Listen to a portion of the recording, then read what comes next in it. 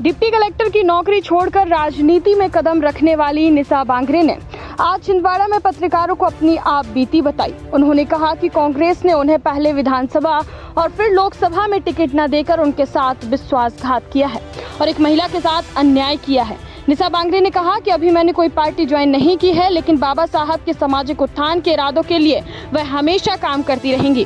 उन्होंने यह भी कहा कि परिवार के कहने पर मैंने नौकरी में वापस जाने के लिए आवेदन दिया है।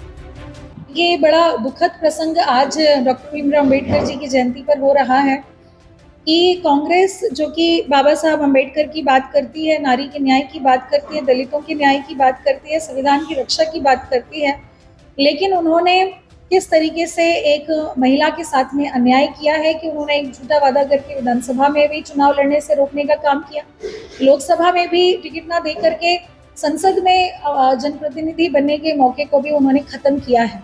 मुझे लगता है कि कांग्रेस पार्टी एक महिला होने के नाते उन्होंने इस जो है एक जो मौका उन्हें देना चाहिए था, तो उस उन्होंने ना दे करके नारी के साथ में भी एक उन्होंने अन्याय किया है और जो वो बातें करती हैं उसको वो अमल में नहीं ला रही हैं।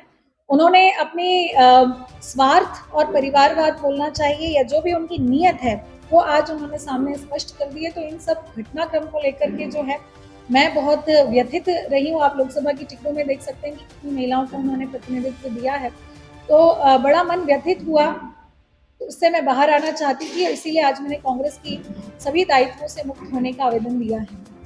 आगे का आपका जो मार्ग रहेगा वो भारतीय जनता पार्टी की तरफ से आता है या प्रशासनिक अधिकारी बतौर काम करता है? देखिए, परिवार के कहने पर मैंने प्रशासनिक अधिकारी की जो नौकरी थी उस पर वापस जाने का आवेदन दिया है। व्यक्तिगत रूप से मेरा ये मानना है कि बाबा साहब डॉक्टर अम्बेडकर चाहते हैं कि समाज के युवा पढ़े लिखे नौजवान विधानसभा संसद में पहुंचे और उसी बात को ध्यान में रखते हुए मेरी पहली प्राथमिकता तो हमेशा राजनीति में ही रहेगी। लेकिन अगर नौकरी में वापस अगर ये राजनीति में, चूंकि मैंने तो प्रयास किया कांग्रेस में आकर के कि मैं उस काम को कर सकूं, एक व्यापक तरीके से बड़े स्तर पर कार्य कर सकूं, लेकिन वो नहीं हो पाया। तो अगर नौकरी में वापस जाकर के अपने समाज का प्रतिनिधित्व करने का मौका मिलता है तो निश्चित तौर पे वो भी एक माध्यम हो सकता है, या अन्य कोई अगर माध्यम मिलते हैं तो उस पर भी विचार किया जाएगा। मुख्यमंत्री जी या कैलाश विजयवर्गीय जी से मुलाकात हुई क्या? हाँ जी, मेरी नौकरी में वापस जाने को लेकर के छिंदवाड़ा में ही मुलाकात हुई है और नौकरी को लेकर के क्या किया जा सकता है इस पर विचार मंथन किया जा रहा है। लोकसभा चुनाव में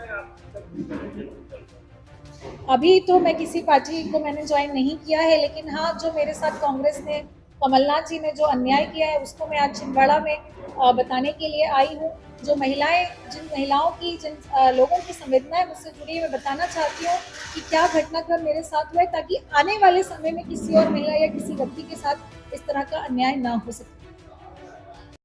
खबरों की दुनिया से लेकर संघर्षों की कहानी तक, क्षेत्रीय खबर और संस्कृति के संग बुंदेली माटी से बना एक अंग। बुंदेलखंड 24/7, स्वतंत्र बुंदेलखंड, सफल बुंदेलखंड।